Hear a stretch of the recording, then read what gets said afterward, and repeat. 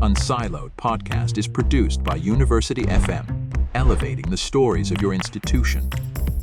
Welcome to Unsiloed. This is Greg LeBlanc. I'm here today with Mark Koyama, who is at George Mason University, teaches economics, and also the author of this book, which is called How the World Became Rich, co-authored this with Jared Rubin, the historical origin of economic growth. Welcome, Mark.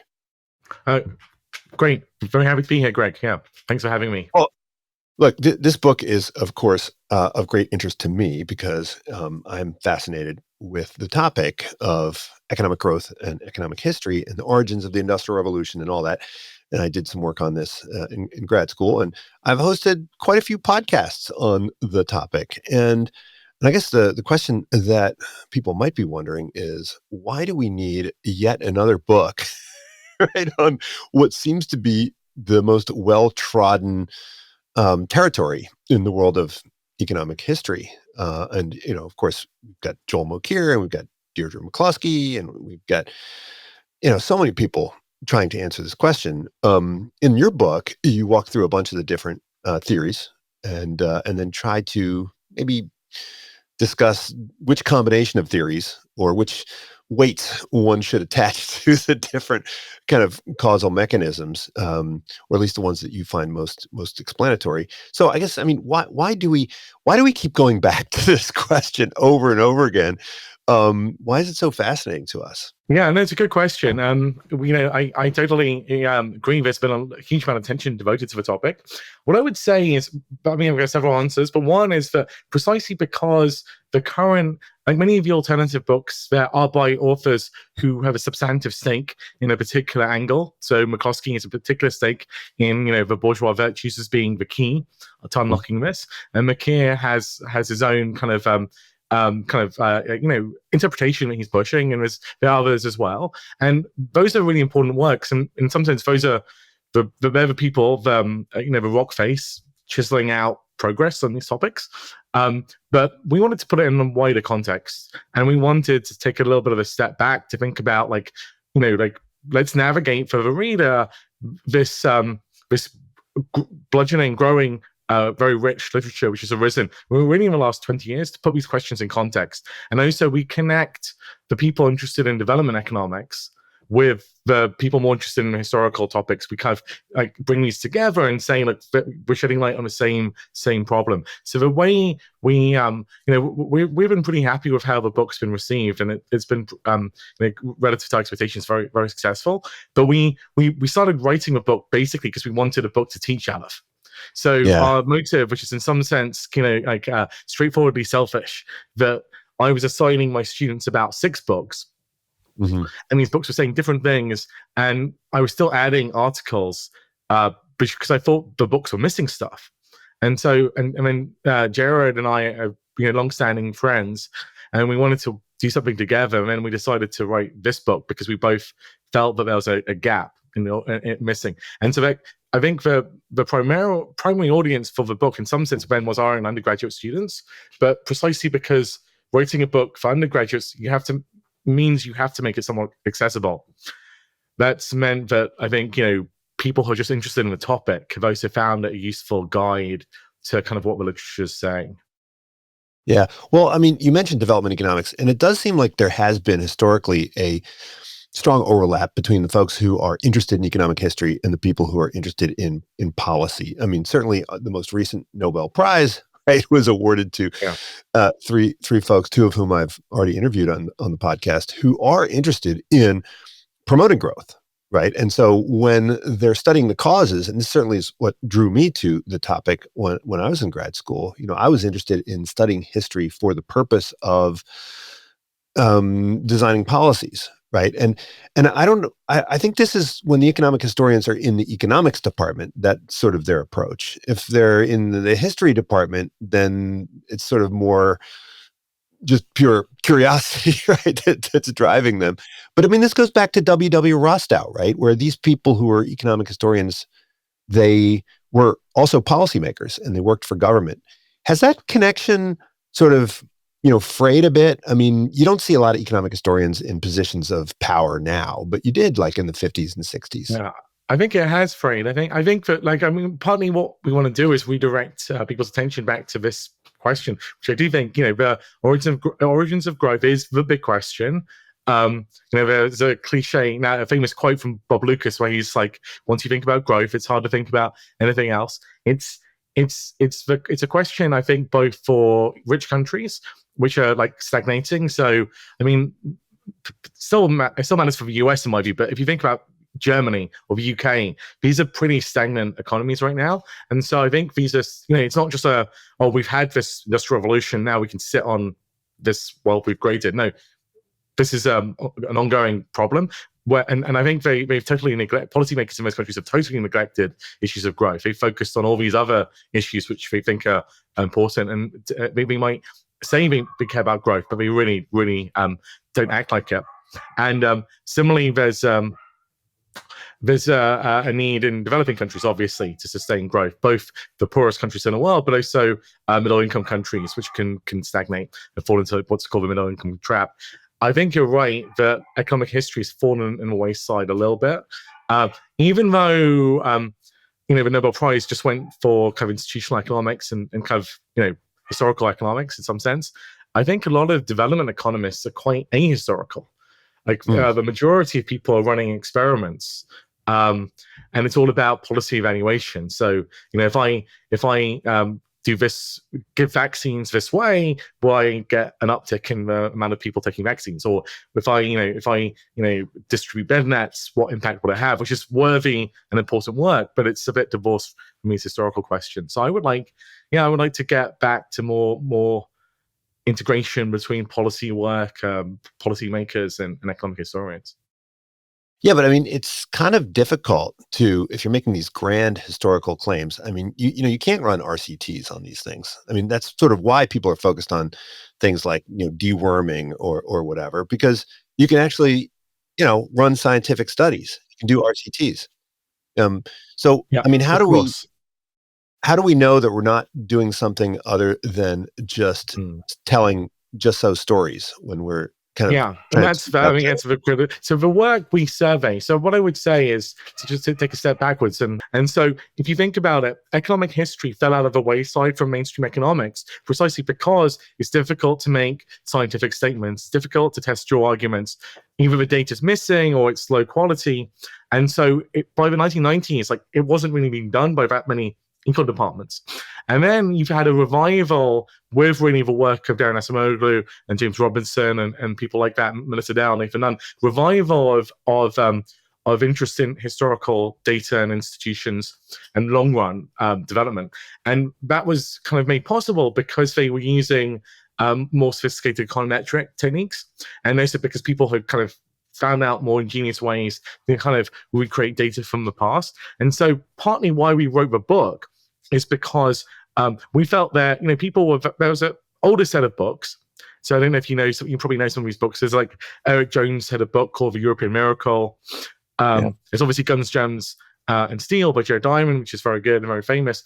And there was David Landers had a book, and there was a bunch of older books about the origins of the Industrial Revolution and modern growth for kind of general audiences. But that work had been written before this recent kind of empirical work. And so I think the return of economic history in like top econ departments was due to the ability to kind of like produce more credible econometric studies of the effect of particular institutions. And so in some sense, like so within economics, they think this work is more credible than earlier work. But even then, I think it's quite, there have been a lot of criticisms recently about some of the issues with some of these papers and the issues of, selecting the data, or just issues of like how we think about spatial correlation econometrically that people have raised since that work's been published, which means that, some people will still say that even though it's won a Nobel Prize, these papers are not holding up as well as maybe an RCT would. Well, I mean, I think for the theory to be a good one, it has to both explain the when, as in why did the Industrial Revolution happen when it did, and also the where, right? So why did it happen in England? I think, you're trying to address both of those. And, I guess a lot of times what we're doing is counterfactuals, right? So, China seemed to have all of the preconditions and nothing happened. Middle Ages in Europe, we seem to have all of the preconditions, and nothing happened. So it's kind of, trying to explain a disequilibrium phenomenon, right? Because the It's a singular phenomenon, right? So you've one phenomenon, and so you don't have much, you don't have any degrees of freedom to really to test it. Yeah, of course, and that's ultimately always going to be a problem. And maybe in the future we'll run many simulations, or it's almost like playing a computer game, right? Civilization, and like how many iterations do you have to play before like this one, it's going to take place in this one place, in this one region. I think so. That's never, we're never going to get around that particular problem. The way I teach the class, though, is just as you said, just as you suggest. When I teach, and we have this in a book as well a little bit, you think about like, why not the Middle East, right? So what conditions does the Middle East have? And then why doesn't it happen in the Middle East? What conditions does China have which are favorable? And then why doesn't it happen? That's kind of a way I think about it. And then when you get to Europe, and you kind of think, well, yeah, in the Middle Ages, there's a lot of commercialization, trade, some manufacturing, places like Florence and so on, but they're also kind of countervailing forces. And then you come to 17th and 18th century Britain, or the Netherlands, and Britain, and you think, well, look, they have a bunch more of these conditions, and they're able to overcome these countervailing conditions. I should add that historians often really don't like this way of thinking. Historians often think that like we're kind of imputing some theology to this whole process, and we're like looking for failure, and we don't like this way of thinking. But I think that like this is we have to. This is a sufficiently important topic that this is the right way to think about it, because obviously we can imagine a world where the Industrial Revolution doesn't happen, and we can imagine a world where maybe it happens in China in the Song Dynasty, and those are radically different timelines. But it seems like we need to categorize. We always feel the need to say, okay, there's the Industrial Revolution, and then there's the Agricultural Revolution, and then there's the Financial Revolution, and there's the Scientific Revolution, right? And then the debate then becomes, well, which one comes first, and which one has to happen before the other one, and so forth. I mean, are those those arbitrary categories? I mean, is it just sort of how we make sense of this very complex phenomenon? For sure. And in some sense, maybe, I mean, we try and avoid some of those precisely for that reason. So British economic historians kind of just debate. So firstly, revolution, right? So the canonical revolution in like to modern people is the American or the French revolutions, right? These take place over a couple of years, and they turn everything upside down. Industrial Revolution conventionally dated like 1760 to 1850 or 1830. Even if you take the shortest definition, we're talking about 60 years, which is like more than average life expectancy of a time. So how can it be a revolution if it takes a lifetime? And the agricultural revolution probably takes even longer. So there's a whole, that's, in some sense, what we're talking about is an uptick in the rate of growth, which is revolutionary in the sense that it hadn't happened previously, but the growth rates experienced in Britain in the Industrial Revolution are slow compared to like what we see in, say, China in the early 21st century. So sometimes these terms are a problem, actually. They can be a barrier to understanding. And the most recent work on Britain's growth is really saying it's even more gradual than that 16-year span I was suggesting. Really, like there's a recent paper by Steinson, Nakamura, and some other co-authors, which is actually saying, 17th century. Steve Broadbury has a book with many co-authors arguing for 17th century beginnings. So really, you're thinking about some kind of gradual phase transition, and not a revolution. So some of these, I understand why we use these terms in a book, so we use them. They're catch-alls, but actually it could be a barrier to understanding the phenomenon. Well, maybe we'll walk through some of these causes. I mean, I think you highlight geography, and certainly people in the 18th century had strong views about geography, right? Montesquieu wrote about it, and then kind of geography faded for a little while, and then kind of bounced back with Jared Diamond with a vengeance. I mean, the attraction of geography is that it's like the only real exogenous variable, right? It's like everything else has all of these endogeneity problems, right? So, I mean, is is it fair to say that, geography plays a major role, or do we just kind of want it to play a major role because of its Well, exogeneity? as you said, there's the why question and a where question, right? And Yeah, so for the why question, it's not it can matter, but it's going to have to interact with something else, right? But the yeah, where question, it's kind of even today. So even with modern tech and everything we have, we're still if the temperate zones are the most prosperous parts of the world, right? There are some rich places in the tropics, obviously Singapore, but in general, the most prosperous parts of the world are the temperate zones. It's hard to get stuff done in really cold places. If you're really geographically isolated, in the middle of the Pacific, like Hawaii is, then it's difficult to get things going. So geography still has this massive role, basically, even today in the where, like the location, which locations are going to be economic hubs. But obviously, you can't explain the why, so it's going to be insufficient on its own. But it could be interacting with these other factors. Well, in particular, you talk about fragmentation, right? So there are geographical characteristics that would lead to the emergence of a unified state versus sort of a fragmented political geography, and that seems to have, could go in both directions, right? So the more communication you have, the more trade you're going to have, but these large scale political entities seem to suppress the conditions for economic growth. So to what extent does the kind of difficult geography of of Europe help it? And to what extent, I think you talk in Africa, the difficult geography tended to help in some ways.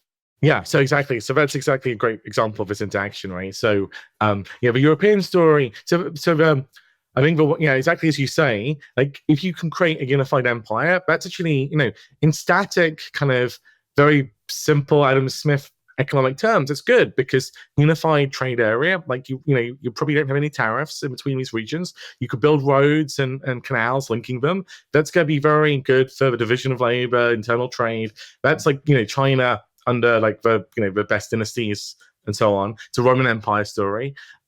Whereas if you have a fractious medieval Europe, it's very fractious. Dozens or hundreds of different polities, trade barriers, arbitrary restrictions on commerce, and then war, like continuous war between these places. That's bad. Yeah. But the institutional effects could run the other way, the dynamic institutional effects, because the unified empire could be peaceful and prosperous for a while, but institutionally stagnant. And prone to kind of captured by a single group of rent seekers and so on. Whereas the dynamic, fractured Europe, you're competing against each other. The polities, if they fail to adopt kind of relatively good policies, they'll be conquered by their rivals. So you might get these dynamic benefits. So that's like a classic argument which we use a lot and we draw on the book. And then in the Africa case, this is kind of Nathan Nunn's argument that basically good locations in Africa in pre-industrial times, I mean also today, don't seem to do as well as you expect given their basic trade geography. And the argument there is like they were disproportionately prone to like slave raids. Whereas if you lived in the mountains, you escaped that. And so if you buy his argument that slavery had this negative long-run impact on economic development, then good geography doesn't help in Africa, basically. Well, the same thing is true with demography, right? So you can make the case that the more people you have, right, that's going to help jumpstart growth. But then, if you keep hitting these Malthusian ceilings, then that's going to retard growth. So how do we think about demography now? Yeah. So the modern so it's it's basically it's Malthus versus modern endogenous growth people. Modern endogenous growth people have the insight that the more people you have, the more likely you are to get a Einstein or some kind of genius who can make some breakthrough which benefits everybody. So there's there's a scale effect to population, and more population will generate more innovations. The Malthusian story is more appropriate if you live in a world where innovation just isn't really happening, but for whatever reason. And it's just more people, less land per person in a very agrarian setting, let's say. And so less land per person, you're getting more workers working the same plot of land, their marginal product is going to go down. And so that's going to mean that the wage they can receive is going to be lower. And so you have this negative relationship between income and population. And so basically, you can reconcile these two models, these two ways of thinking. Oded Galore at Brown University, his unified growth theory is very much about reconciling these two perspectives and thinking about a transition between the one from the other. But in the pre-industrial world, it seems like mostly these Malthusian forces were dominant. So mostly like having more people just made you were pushing on the limits of like subsistence agriculture. Yeah, I mean, there seems to be a corollary in the political economy, right? So, like, you didn't reference Mansur Olson, I don't think, in the book, but you allude to this idea of sclerosis, right? Where when these political entities, are stable and prosperous for a while, this sort of allows for the emergence of these rent-seeking groups that ultimately kind of lock up the polity and cause it to stagnate. But I mean, isn't war kind of the solution to that? Because then you get something like group selection, right? So the different competing polities, the ones that can somehow suppress this sclerosis tend to flourish. So it seems to be the case. This is like, so there's Philip Hoffman has a book about how war kind of made the West. Yeah, I mean, I think you've got to in balance. War is very destructive, but it does function in the pre-industrial world. Like in the modern world, maybe war is so destructive that those destructive effects overweigh the other effects. Pre-industrial world, you do see institutional innovations following war, undoubtedly. Yeah. So warring states China would be an example. Medieval and early modern Europe's another example. Mm-hmm.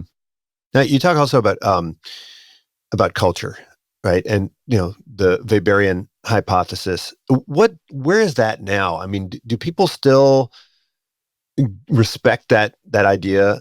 I mean, that at least that sort of very simple narrative around the emergence not the simple version of it. I don't think people really respect it too much, because it got kind of it became almost a bit of a cliche. This idea of it's a Protestant work ethic, which is not quite what Weber was saying, something kind of like subtle and kind of weird about Calvinist predestination leading to kind of a particular type of entrepreneur, I guess, which might or might not have some bite, but no one's really substantiated that. The link that people do buy, some people certainly, is between literacy and Protestantism. So Protestant populations in the pre-industrial world are just more literate. And then, so the Swedes are really literate. They're poor. Swedes and Norwegians are really poor until the late end of the 19th century. They're very poor, but they're very literate. And so within Germany, the Protestants are more literate than the Catholics. And England is not one of the higher. England's literacy rates are high for European standards, but not high for Protestant standards. Mm-hmm. But then there's not much link between literacy and the first industrial revolution, because you don't need to be literate to use a spinning jenny, for example. But as growth progresses, as you get the second industrial revolution, people do think a literate workforce is just much more productive. And so if you look at the countries which do well in the second industrial revolution, they tend to have higher literacy. The US, for example, has high literacy, particularly in the Northeast, which is very Protestant. So there might be a link via literacy, but not via the other channels. And I think people who think about culture now don't think narrowly about the Weber hypothesis. They think about a wider set of cultural traits. So like this, Joe Heinrich and Jonathan Schultz think about like weird cultural traits, psychological traits, or they think about cultural traits which facilitate cooperation in larger groups. Yeah, but it seems like those things are endogenous to some degree. You highlight how in the 19th century, people thought that the Confucian countries, were lethargic and, and laid back. And now, of course, we talk about the Confucianism as a source of work ethic, right? I mean, how can we reconcile? So I mean, very much so. So I mean, a lot of these things are in the eye of a beholder, and so a lot of it's like, So that's partly why the kind of the scholarship, like by around 2000, people were very skeptical of a lot of these arguments, because they seem to be it's very flexible. Confucianism could both be blamed for stagnation or argued to be a driver of East Asian growth. It's too flexible. It's not a tight scientific narrative. And so the more recent work is trying to formulate a cultural story which is less susceptible to that criticism. Yeah, and finally, of course, you talk about institutions, and I was in grad school around the time when this sort of new institutional economics became big and started emerging, and the study of institutions became respectable again with Doug North and so forth. But that whole line of reasoning has always been susceptible to the criticism that institutions are kind of everything and nothing, right? That, Yeah. like what exactly are they, and how can you think of them as causal variables rather than just as sort of descriptors. Has How do we think about that now? I mean, is there still do we still have definitional problems with the notion of institutions? I think yeah, so these are all great points. So the culture one is actually very related to this actually. So Yeah. like this is one of the definitional issues that Doug North in his original definition, basically he says that institutions are the rules of a game. And then he says somewhere that the formal and the informal rules of the game. So formal rules of the game, we know what those are. That's like the Constitution or like what the law code says we can and cannot do. But informal, like that's culture basically. He doesn't Mhm. use the word, but that was one of the problems with the definition. And basically people have sidestepped those definitional issues. So I can't remember if we talk about it too much in the book, but like Avner Greif came up with a different, Yeah. more kind of sophisticated definition than Doug North. But the Northian definition, rules of the game, is the easiest one to kind of tell policymakers, tell World Bank guys to implement, or to tell undergraduate students. So it's kind of a one we often go with. And it has that problem of being everything and nothing. I think the Right. way the literature is going, in my view, both historical and contemporary, is to be very specific in terms of like this particular institution. So we just saw a paper being presented at our seminar by a guy about supermajority rules in when school boards in the US raise capital in like places like California.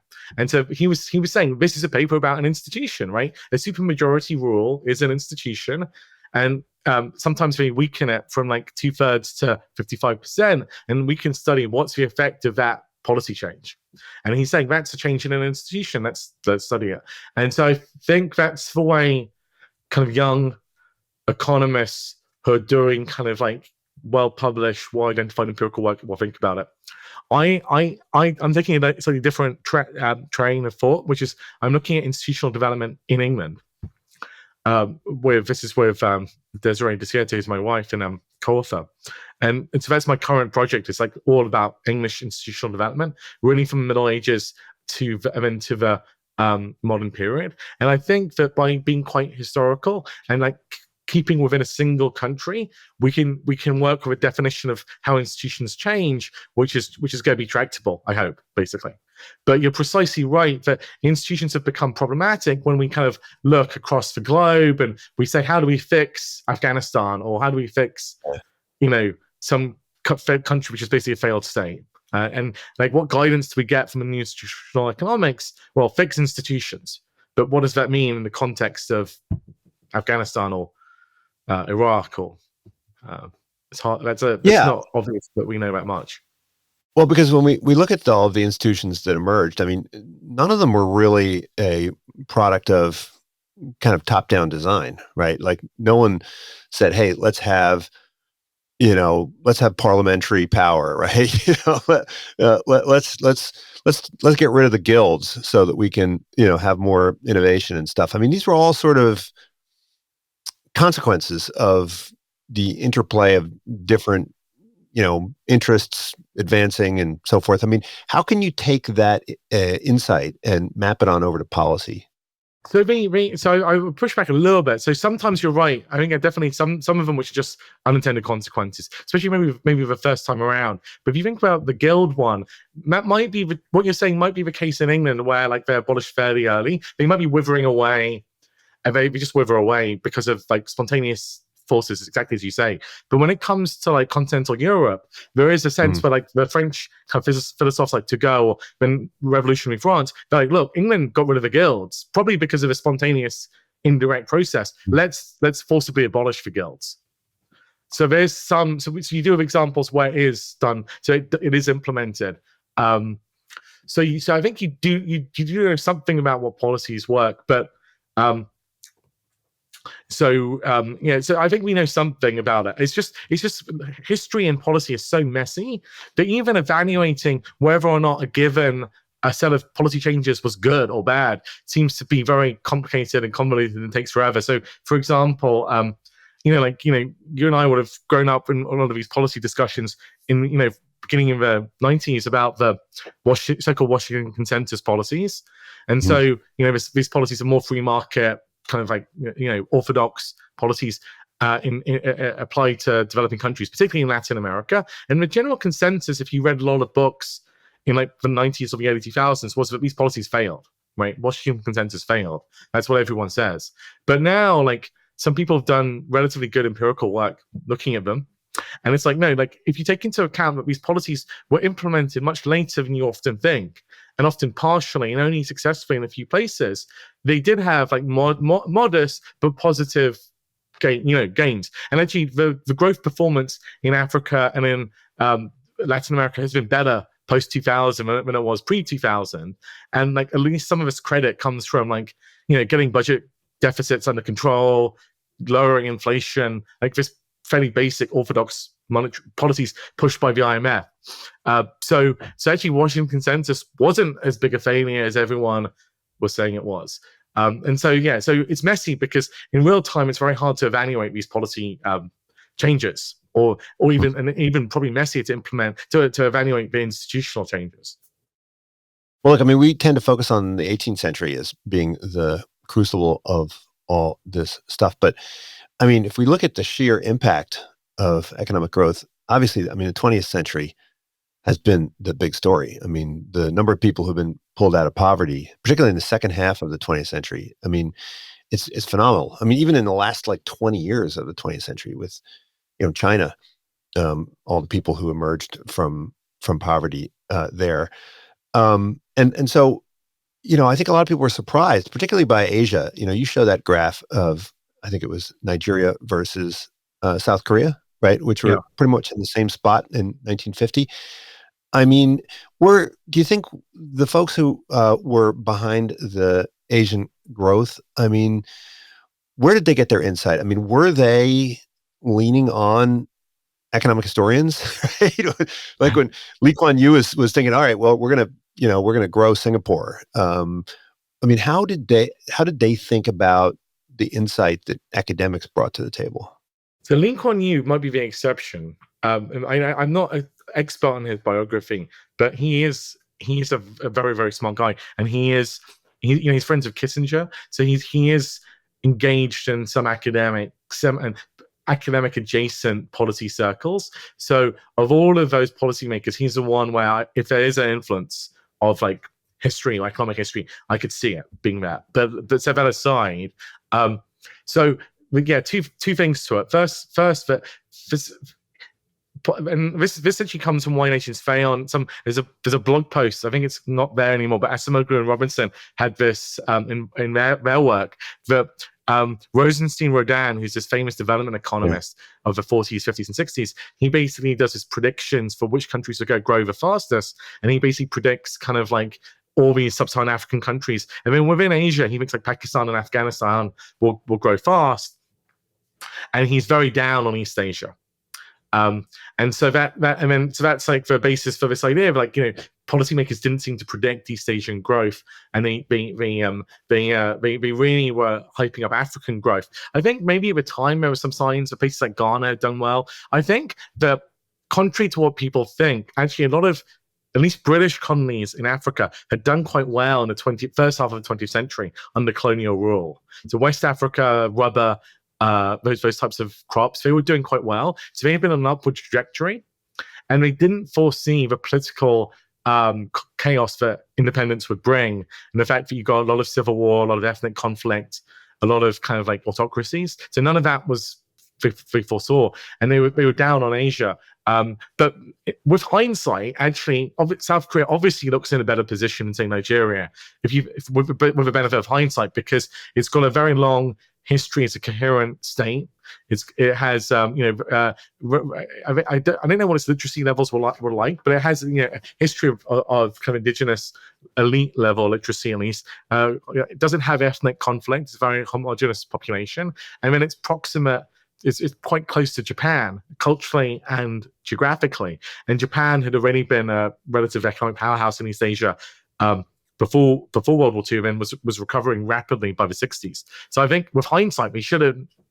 It's stupid to, it was a stupid prediction with hindsight. But your question is about how did they do it? I guess in East Asia, was it? Yeah, I mean, was it intentional? really? Were these leaders actually influenced by economic historians, Yeah. or were they just simply responding to the political logic of the countries in which they operated? It's hard for me to say this remove. They were pursuing slightly different policies. So Hong Kong is like basically continuing the policies it had. It was a British colony until 1997. So the Hong Kong policy was actually a continuation, I think, of the Hong Kong policy before, which is like be a trade and a finance center, right? So I think there, and I can't remember the guy's name, but the governor of Hong Kong into the 70s or 80s is basically Chris a Patton. laissez-faire. Chris Patton. Oh no, earlier. So Chris Patton is later. Yeah. So Yeah. I could Google his name. There's a guy who's a governor in the 60s and 70s, and basically he's a hardcore classical liberal. He's like laissez-faire as much as possible, basically. And so Hong Kong pursues relatively laissez-faire policies. Military agreement and free to choose celebrates Hong Kong, basically. But obviously Singapore is far more kind of state-led. And the mixture. I mean, I would be fascinated if someone could tell me like where that's coming from. But it's a combination of like markets and the state. All of these countries have understanding. It's obvious. They have the understanding, which is two things actually. So firstly, they're relatively small in a world economy. China not, but South Korea, Taiwan, Hong Kong, Singapore, all relatively small. So if you're small, you have to be export orientated. You can't, have domestic. You can't believe that you can do everything in house. So you can't have too much import substitution because you can't have every industry in your country. You're always going to be importing some manufactured goods. You want to export others. So you kind of are aligned with pro-trade policies. You might have subsidies and protection, but you're going to want your firms to do well in external markets, and that's going to impart some competitive pressure on those firms. Now, the other thing I would say is I think they're insulated intellectually from some of the worst post-World War II trends in Western thought. So if you think about India, like Nehru and all the Indian leaders, they all go to Cambridge and Oxford. And they get to Cambridge and Oxford and they get taught socialism. And so they come back and they implement kind of like 5-year plans and they're influenced by the Soviet Union. And so the British colonies seem to, a lot of them accepting Hong Kong, they actually they kind of the Sydney and Burgess Webb style Fabian socialism is very influential. But in South Korea, they're not really culturally impacted by that. So they don't get that kind of disease, I guess, intellectual mind disease, which India gets, for example. So that probably helps. And then there's this pragmatism, which I think runs through East Asian culture that helps. So I think like there's this kind of like I don't know, this tradition of statecraft I think comes from China, which emphasizes you kind of a state should do what it takes to make. Well, I mean, there's also this strain within literature around colonialism, right? And so I think a lot of people believe that the prosperity of Western Europe was, in a sense, caused by the depredations of colonialism, and the poverty of the global South was a direct result of the prosperity of the global North. I mean, first of all, I guess, to what extent is there evidence for this? And to what extent is this driven by, I guess, a desire to see it be true? I mean, because, when you look at other colonial empires, I mean, the Mughal colonial empire, the Chinese colonial empire, I mean, you didn't seem to see the same result. And then, if you look at the Spanish, it seemed like to the extent that they were so depredatory I don't know if that's the word. It didn't seem to help them as much as it seemed to hurt them in the long run. Yeah. So, I mean, we're quite dismissive of that argument, I guess. I had a student recently try and a master's student push back on this a lot. But with a very much a wish fulfillment kind of story. So if you think about, I think a lot of this narrative comes out of particularly India. So it's harder to sustain for other parts of the world. So if you think about China, and it doesn't work. And I don't think Chinese push this actually. So think about China. So China is doing relatively well in the 18th century, and it has a collapse in the 19th century. And European powers then sweep in, and they establish treaty ports and unequal treaties and so on. And so Chinese kind of, particularly of a more kind of slightly more nationalist strain. I mean, any Chinese will say the Europeans are culpable in the century of chaos that China has, century of humiliation. But the timing is such that the Chinese will recognize that the Europeans were able to do this precisely because industrialization had basically given them better organizational capabilities, better ships, better guns, bigger states which could borrow money on vast scales. So they recognize that the kind of the bad stuff that the Europeans did in China is a product of European industrial growth, not the cause of it, right? But in India, the timing is a little bit different because the British are getting involved in India really late 70s, but really in the 18th century. And so in India, the story kind of Indian nationalists tell is that Britain deindustrialized India. India was the leading textile producer in the 17th century, and the British deindustrialized India. And then the British industrialization is built off textiles. So it's basically like it's taking market share from India, and it's leaving India weakened and impoverished, and then prone to be taken over by the British. But that's the story I think a lot of people will say about India, but it doesn't really doesn't hold up to the detailed evidence that people have gathered. So the high point of the Mughal Empire is kind of being first half of the 17th century. By 1700, it's already in a lot of trouble. And the wages people have for kind of textile workers and so on, and output are going down sharply from the late 17th century onwards, well before the British are really on the ground in any numbers. And so what's driving this? It's war. So the political collapse of the Mughal Empire, there's overstretch, and they get into fights with the Hindu Marathas and other peoples. So there's a lot of war. The empire is fragmenting, and then there's climatic shocks. So the weather gets a lot drier in northern India, basically. So there's some kind of like desertification, and that's dry temperatures really bad for like a lot of cotton and kind of textile production. So basically India is on a downward trajectory prior to the British invasions, and India it was producing a lot of the world textile output because it's so big and it has a big population, not because the individual workers were productive, because it was a very labor-intensive process, not like the more capital-intensive process that gets going in Lancashire and Manchester after the kind of mechanization of spinning in the late 18th century. It's a political narrative that the rise of the West is at the expense of the so-called global South. There's a politically motivated narrative. But that, I should say, doesn't mean that the impact of colonial empire on Britain was negligible or negative. So I'm open to the evidence, with some evidence coming in, that even though, precisely as you say, empire on its own does not generate the kind of sustained rise in living standards we see in Western Europe after 1700. Every previous empire was still Malthusian: Romans, Aztec, Ottoman. But that doesn't mean that the precise form that the British Empire takes wasn't conducive to growth at particular moments in time. So, the role of the slavery in the Caribbean or cotton textiles coming into the UK, I'm not saying that was or wasn't. It may have played a role in the way growth played out in the UK, and there's some evidence for this with slavery, but its role is it's a small factor, not a big one.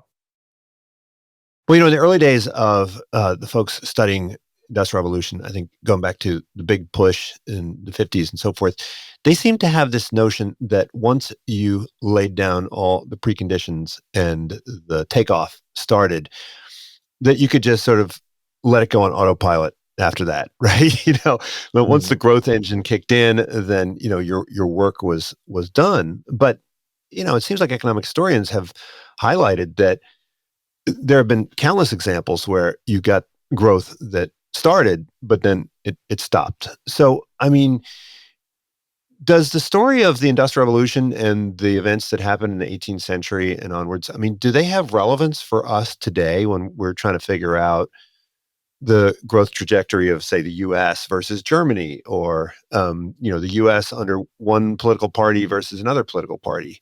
Do those insights, are they the same insights, or is it more like these are completely different phases with different variables that we should be considering and different concerns?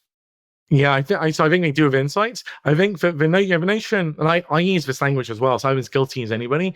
The language of takeoff comes from Walt Rostow, basically. And so the analogy I was given when I was taught this was basically it's a plane. So getting a plane off the ground is very, very difficult, requires a lot of energy. But once it's airborne, it's kind of, to some degree self-sustaining because of, the wings just, basic physics will keep it up. So it's the idea of once you get off the ground, you've had takeoff, then the economy could be self-sustaining, growth is self-generating. And so that's Rostow's perspective.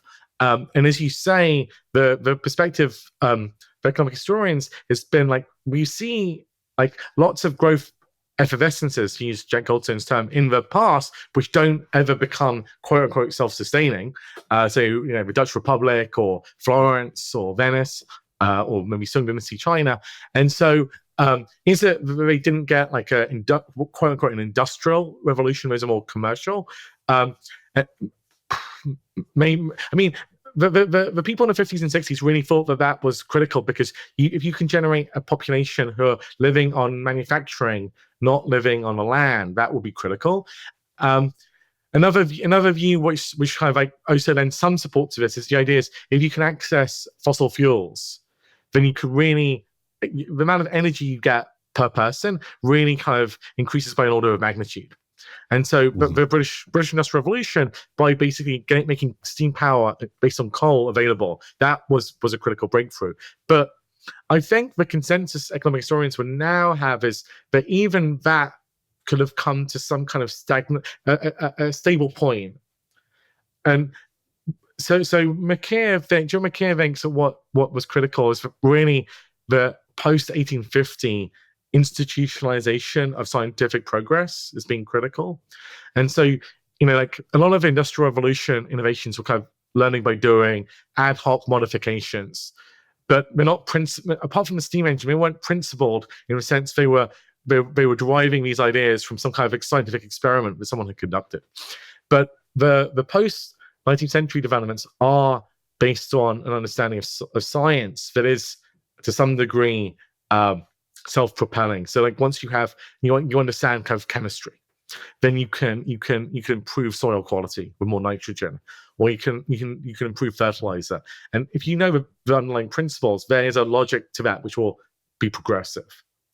And so that's kind of so economists with this term modern economic growth, that's kind of how we think about it. But once you get modern economic growth, maybe it's so long as you can translate these scientific progress continues, and you could translate scientific progress to new goods, to actual innovations, then that could make growth continuous. But I think it depends on maintaining the policy environment such that these new technologies could be exploited. And so my view is very much kind of, actually Schumpeterian in some sense. You need creative destruction. You need markets which are flexible and adaptable, and so that they could be disrupted by new technologies and new entrepreneurs. Other people will have a more status perspective. They'll think that you need maybe the state to do more on basic science, right? Maybe more even on actual innovation to support this. But I tend to think that you want to allow enough disrupt. You need these market institutions basically, and they need to be sufficiently vibrant. And I would worry about. I'm a big pessimist right now on the EU and in UK as well, actually, on Europe in general, because I feel that they're in danger of regulating growth out of existence. Yeah, I mean, when I was in grad school, it seemed like economic history was on its way out as a respectable discipline, but it seems to have made a resurgence. And I think part of it is because of our interest in innovation, right? I mean, I remember there was an event the Wall Street Journal organized a couple of years back where they surveyed all of these innovation gurus, and they said, what's the most important thing that you need to know if you want to understand innovation? And the number one thing was history. So do you think that our interest in economic history is being kind of revived because of our interest in sort of Schumpeterian innovation? Is that what's driving it? I mean, what's the health of economic history as an academic discipline now? So yeah, but two questions. So yeah, I agree. I think from a policy perspective or interested kind of layperson perspective or business person perspective, history is actually super important, and a lot of insights about like how AI will affect the economy, or you can get from looking at how previous eras of mechanization have affected the economy. So I think in terms of like, if I was, like, I disagree with quite a lot of the content, but like Darren Asamoah and Simon Johnson have this new book about technology, like power and prosperity, I think. So really about these questions. So I think if you're kind of drawing insight, history is, you can get more, like without being too kind of judgmental, endogenous growth theory, which was the big thing of the 1990s, like it has, so it's all model based, it's theory based. It has a bunch of very important insights. Like we learned a lot from it. But once you've learned those insights, what else are we getting from the next iteration of models? It's not very clear relative to what we get from actually understanding how science works. So people like Petra Moser is doing work on scientists. A lot of economic historians looking at like how does science happen, or what's the impact of the university on innovations in agriculture. Like, so there's a paper on like land grant universities in the US, and basically the farmers near these land grant universities are the first to use like better technologies and so on. So I think history is great on these fronts. As an academic discipline, it's in a weird place because I think that mainstream economists are doing more work with historical data than ever before. That's not quite the same as economic history. And so traditional people who train more as economic historians might sometimes think that there's some issues with how they do it. And then historians themselves have abandoned economic history mostly. There's some efforts maybe to turn that tide and go back to it, but historians, they don't like seeing tables in books sometimes, like ludicrous things like that. So within history departments, there are very few economic historians. Interestingly enough, the people I find who are historians who are like most open to economic history are bizarrely people who study the ancient world. So there are great historians of the ancient world who are really into economic history. But I think you don't find them in that many history departments. But I think, people, that there's been a backlash already about how, history is kind of in trouble as an academic discipline. So maybe they'll change their mind. And so I would say as an academic field, economic history is always going to be struggling a little bit. There are not that many people doing it, even in economics departments. But I think in terms of general interest, it's doing really well. So in terms of like impact and like people reading it, it's doing great. Yeah, I know when I talk to corporates that they love hearing about it. I just gave a talk yesterday on AI, and I, talked about Paul David's work, right, about electricity, and everybody was like, "Oh, this is super interesting," right? They'd never heard all this stuff before about the incorporation of electricity into manufacturing and so forth. So, I think it's got a bright future, but also I think it's going to happen in business schools as well. Business schools should be opening up positions to study this. Should be opening up positions to study the impact of technology, I think, historically. Yeah. Well, Mark, thanks so much for joining me. The book is called How the World Became Rich. And indeed, I think it is very useful as a primer, perhaps as a textbook for a introductory course on economic history. Thanks so much for joining me. Yeah, thanks, Greg. It's been a pleasure. Unsiloed podcast is produced by University FM, elevating the stories of your institution.